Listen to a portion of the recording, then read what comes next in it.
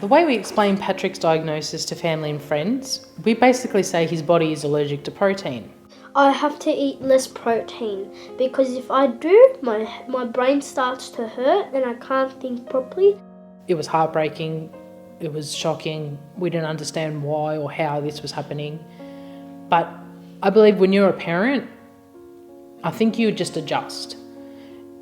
Or you have to adjust, you don't have a choice.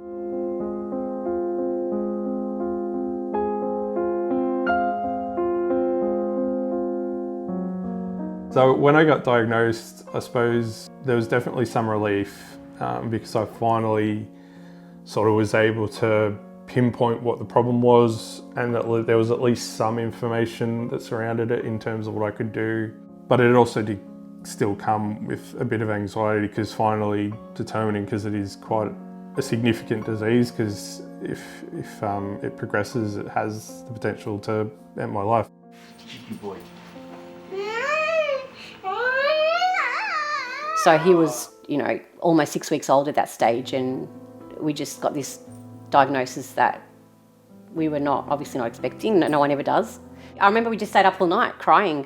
It was just like this dark cloud over our head. We couldn't sleep, we couldn't breathe.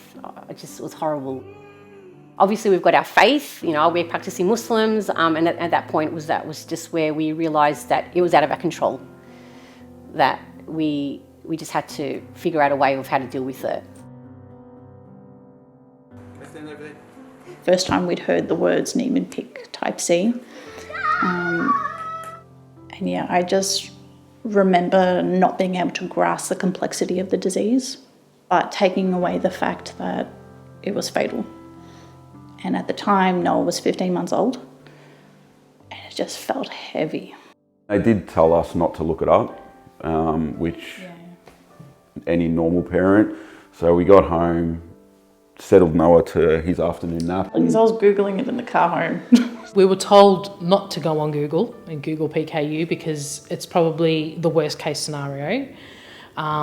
So we did it anyway.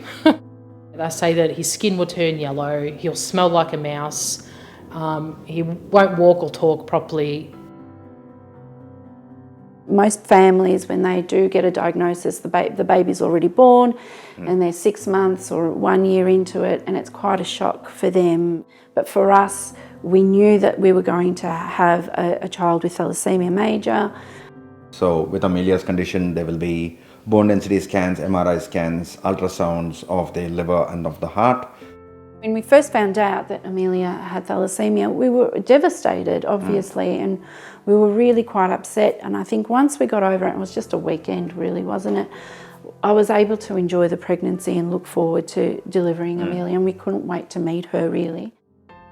For me personally, the first 6 months were really, really difficult. We were very fussy over Noah. I'd sit there for hours and just watch him play. I was shut down. I did not want to talk to anyone. I think we were barely talking to each other. Yeah, we weren't. Yeah, we were barely talking. Yeah. Both just sort of working through our own emotions about it and finding it hard to support each other, which is something that they tell you a lot. You got to help each other through it. You're both going through this. I'm like, we are, but we're very different people and experiencing it very differently. And then trying to translate what it was to our parents was really difficult. Our mums basically went into denial. My dad in particular wanted to know all the latest clinical research. And then you find yourself in that weird position of having to comfort other people when you're reaching out for support, but then you have to offer support first. I think Dee accepted it a lot quicker than I did and helped me get on the bandwagon of that sort of sink or swim. Should we take off your shoes? The door started opening slowly, and we decided, instead of being, just waiting something to happen, a miracle, you have to be a proactive parent and to push yourself to understand more so you can learn, so you can help your child.